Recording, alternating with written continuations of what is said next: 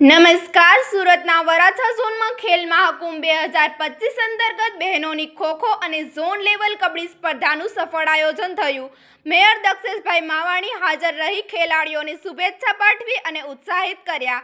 વડાપ્રધાન નરેન્દ્ર મોદીની પહેલ ખેલ મહાકુંભ યુવા પ્રતિષ્ઠા માટે મહત્વનું મંચ બની રહ્યું છે.